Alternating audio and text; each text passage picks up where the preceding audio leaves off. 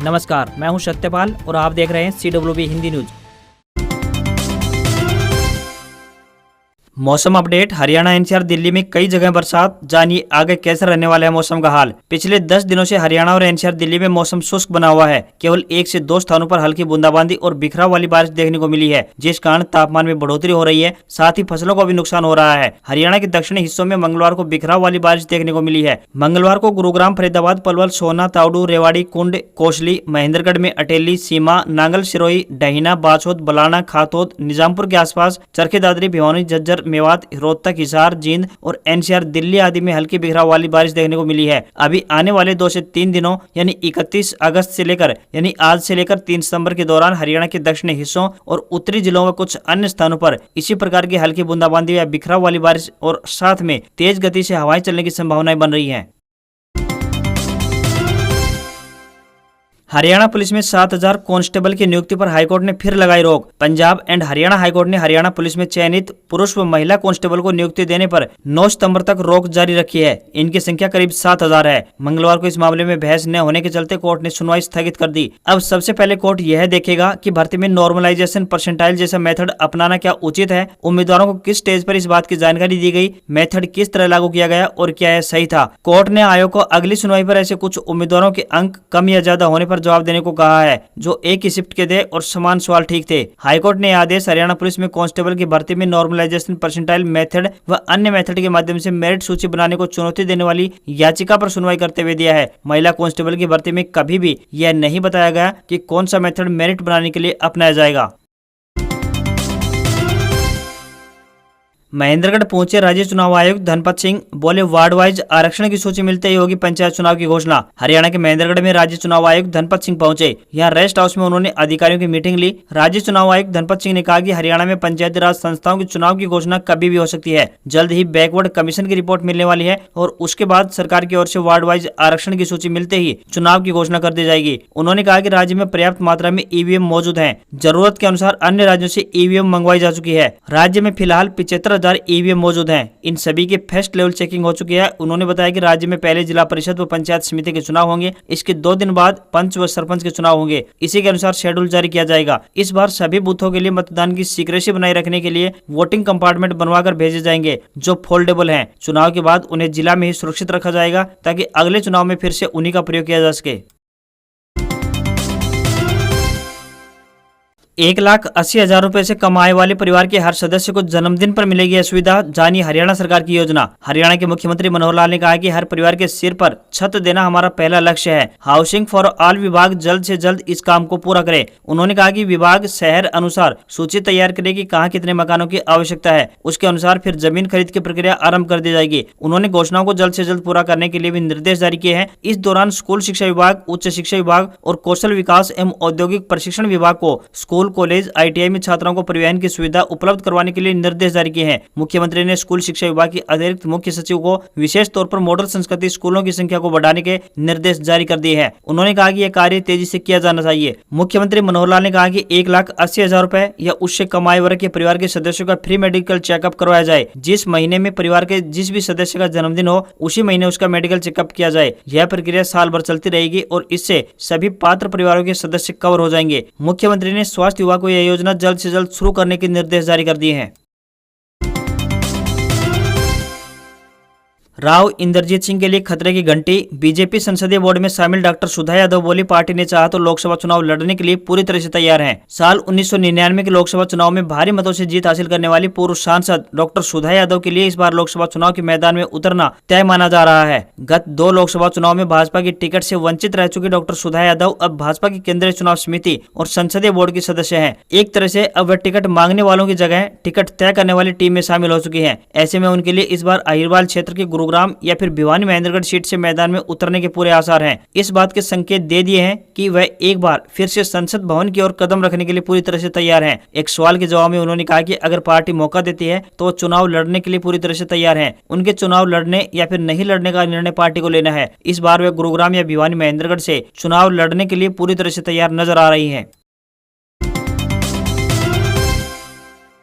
हरियाणा कांग्रेस संगठन का खाका तैयार, हुड्डा गुट का दबदबा रहने की संभावना। हरियाणा प्रदेश कांग्रेस में आखिरकार लंबे इंतजार के बाद संगठन का खाका तैयार कर लिया गया है और इसके नामों की घोषणा किसी भी वक्त हो सकती है। हरियाणा के नवनियुक्त अध्यक्ष उदय भान सिंह ने इस दिशा में होमवर्क पूरा करने के साथ ही राज्य के अंदर संगठन को लेकर नाम भी लगभग फाइनल कर लिए हैं। तैयार सूची को अंतिम रूप देने का काम किया जा रहा है। प्रदेश में धड़े और गुटबंदी के कारण लगभग एक दशक से संगठन खड़ा नहीं हो पा रहा था। नए अध्यक्ष द्वारा संगठन में सभी को साधने और संतुलन बनाए रखने का प्रयास किया जा रहा है। दूसरी तरफ यह भी साफ है कि नेता विपक्ष और पूर्व मुख्यमंत्री भूपेंद्र सिंह हुड्डा खेमा इस संगठन में अपना दबदबा कायम रखेगा। सूत्र बताते हैं कि प्रदेश अध्यक्ष उदय भान सिंह किसी भी सूरत में नेता विपक्ष और पूर्व सीएम के किसी समर्थक को इसमें निराश करने वाले नहीं है। माना जा रहा है कि दूसरे गुटों के नेताओं को समायोजित कर उन्हें भी साथ लेकर चलने की कोशिश की जा रही है।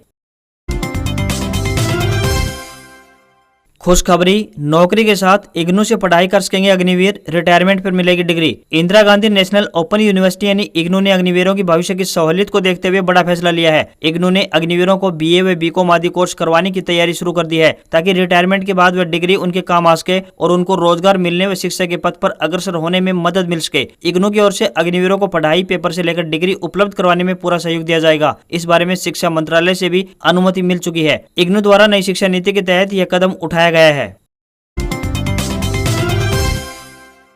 बारिश से फसलों व मकान के नुकसान पर मुआवजा देगी हरियाणा सरकार, मिलेंगे 80,000 रुपए। हरियाणा के डिप्टी सीएम दुष्यंत चौटाला सोमवार को सिरसा दौरे पर रहे, जहां उन्होंने गांव रामपुरा ढिल्लो और अली मोहम्मद में आयोजित जनसभाओं को संबोधित किया। इस दौरान डिप्टी सीएम ने जलभराव से प्रभावित क्षेत्रों का दौरा कर फसलों में हुए नुकसान को लेकर बड़ी बात कही। उन्होंने कहा कि प्रदेश भर में जलभराव से हुए फसल नुकसान के आकलन को लेकर स्पेशल गिरदावरी 5 अगस्त से शुरू होगी और 5 सितंबर तक चलेगी। डिप्टी सीएम दुष्यंत चौटाला ने कहा कि जलभराव से फसलों में हुए नुकसान को लेकर हरियाणा सरकार पूरी तरह से गंभीर है और फसलों में हुए नुकसान का उचित मुआवजा दिया जाएगा। यदि कोई किसान गिरदावरी से संतुष्ट नहीं है तो वह मेरी फसल मेरा ब्यौरा पोर्टल पर जाकर क्षतिपूर्ति पोर्टल पर अपनी फसल नुकसान का फोटो अपलोड कर सकता है। पटवारी द्वारा दोबारा से फसल नुकसान की रिपोर्ट तैयार की जाएगी। इस दौरान डिप्टी सीएम दुष्यंत चौटाला ने एक और बड़ी जानकारी साझा करते हुए बताया कि अब यदि बारिश की वजह से किसी गरीब व्यक्ति के मकान को नुकसान पहुंचता है तो उसे 80,000 रुपए की आर्थिक सहायता प्रदान की जाएगी। इसके लिए हमारी सरकार बहुत जल्द कानून में संशोधन करने जा रही है। उन्होंने कहा कि मुआवजा राशि प्रक्रिया को आसान बनाने के लिए जिले के डीसी को पावर दी जाएगी ताकि पात्र व्यक्ति जल्द से जल्द मुआवजा राशि हासिल कर सके।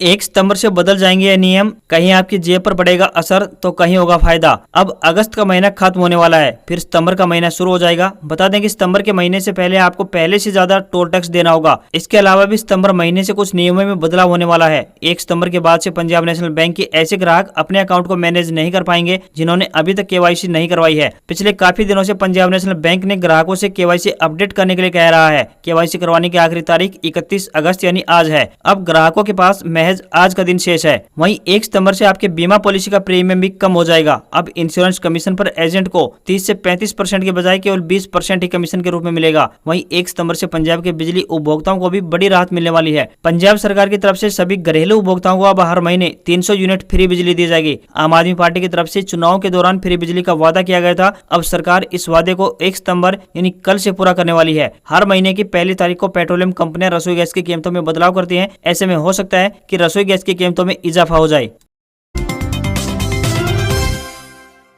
2 सितंबर को होगी डीएलएड परीक्षा की यूएमसी केसों की सुनवाई। हरियाणा विद्यालय शिक्षा बोर्ड द्वारा डीएलएड नियमित व रीअपीयर परीक्षाएं जुलाई 2022 में संचालित करवाई गई थी। इस परीक्षा में जिन छात्र अध्यापकों के अनुचित साधन संबंधी केस यानी यूएमसी दर्ज हुए हैं, ऐसे छात्र अध्यापकों को बोर्ड मुख्यालय पर व्यक्तिगत सुनवाई हेतु 2 सितंबर को प्रातः 9 बजे बुलाया गया है। परीक्षा में जिन छात्र अध्यापकों के अनुचित साधन के केस दर्ज हुए हैं, उनकी सूचना बोर्ड कार्यालय द्वारा छात्र अध्यापकों द्वारा उपलब्ध करवाए गए मोबाइल नंबर पर SMS एवं संबंधित संस्था या कॉलेज को ईमेल के माध्यम से भेजी जा रही है। गोवा पुलिस तफ्तीश के लिए सुधीर व सुखविंदर को आज ला सकती है हरियाणा। गोवा पुलिस भाजपा नेत्री एवं टिकटॉक स्टार सोनाली फोगाट की हत्या आरोपी पीए सुधीर सांगवान और सुखविंदर को तफ्तीश के सिलसिले में आज हिसार व गुरुग्राम ला सकती है। पुलिस ने वहां की अदालत से दोनों का 10 दिन का रिमांड हासिल कर रखा है। साथ ही क्लब मालिक व 2 नशा तस्करों को 5 दिन की रिमांड पर ले रखा है, जिनसे पूछताछ जारी है। आपको बता दें कि अंजुना थाना पुलिस ने केस की हिस्ट्री रिपोर्ट बना ली है। अगर केस सीबीआई को सौंपा जाएगा तो यही केस हिस्ट्री अधिकारियों को सौंपी जाएगी। यह बहुचर्चित केस सीबीआई को सौंपने की तैयारी चल रही है। इस मुद्दे पर गोवा पुलिस और वहां के सीएम प्रमोद सावंत के बीच बातचीत चल रही है। सोनाली के परिजन लगातार सीबीआई से जांच करवाने की मांग कर रहे हैं। करनाल में कमजोर हुआ लंपी वायरस, पशुपालकों को राहत, 50% पशु ठीक हुए, 77,400 को लगी डोज। हरियाणा के जिले करनाल के पशुपालकों के लिए राहत भरी खबर है कि अब करनाल जिले में लंपी वायरस ढीला पड़ने लगा है। 50% संक्रमित पशु ठीक हो रहे हैं। वहीं पहले जहां हर रोज 100 से 90 पशु प्रतिदिन संक्रमित होते थे, उनकी संख्या भी अब घटकर 20 से 25 रह गई है। यानी अब 8,000 में से 4,000 पशु ठीक हो चुके हैं। वहीं संक्रमण पर पूरी तरह नियंत्रण को लेकर ग्रामीण व शहरी एरिया में नियमित रूप से फॉगिंग के आदेश विभाग की तरफ से जारी किए गए हैं, ताकि मक्खी मच्छर न पनपे, क्योंकि इनके पनपने से वायरस के फैलने की संभावना अधिक रहती है। मंगलवार देर शाम तक जिले भर के 77,400 स्वस्थ पशुओं को डोज लगा दी गई है। विभाग का दावा है कि आगामी 5 दिनों में पूरे जिले भर की स्वस्थ गायों को यह डोज लगा दी जाएगी।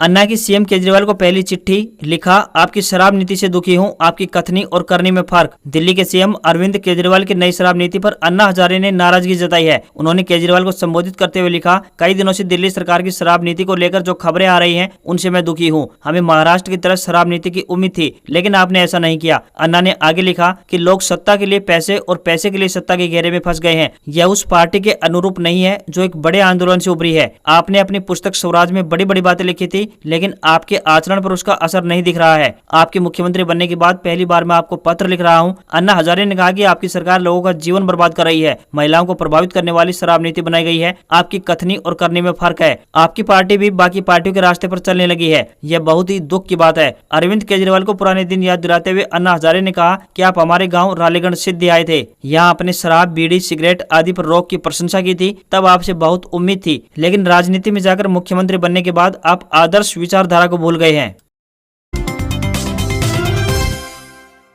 पाकिस्तान में बाढ़ से अब तक 1140 लोगों की मौत। पीएम मोदी ने हालात पर दुख जताया, जल्द मदद भेज सकता है भारत। पाकिस्तान में बाढ़ और लैंडस्लाइड की वजह से अब तक 1140 लोगों की मौत हो चुकी है। करीब 3 करोड़ 30 लाख लोग बेघर हो चुके हैं। प्रधानमंत्री श्री नरेंद्र मोदी ने सोमवार को पड़ोसी देश में आई इस प्राकृतिक आपदा पर दुख जताया। अब मीडिया रिपोर्ट्स के हवाले से खबरें आ रही हैं कि भारत सरकार जल्द ही पाकिस्तान को मानवीय आधार पर राहत सामग्री भेज सकती है। हालांकि आधिकारिक तौर पर इस बारे में कोई ऐलान नहीं किया गया है। मोदी ने सोमवार को सोशल मीडिया पर कहा, पाकिस्तान में बाढ़ ने भीषण तबाही मचाई हुई है। हालात देखकर दुखी हूं। इससे जो परिवार प्रभावित हुए हैं उनके लिए शोक व्यक्त करता हूं। आशा करता हूं कि हालात जल्द सुधरेंगे और सामान्य स्थिति बहाल होगी। पाकिस्तान के प्लानिंग मिनिस्टर एहसन इकबाल ने दावा किया कि बाढ़ की वजह से पाकिस्तान को 10 अरब डॉलर से ज्यादा का नुकसान हो चुका है। मुल्क का 40% इंफ्रास्ट्रक्चर तबाह हो चुका है। सिंध प्रांत में बाढ़ ने सबसे ज्यादा तबाही मचाई हुई है। यहाँ के सैकड़ों गाँव प्रभावित हैं।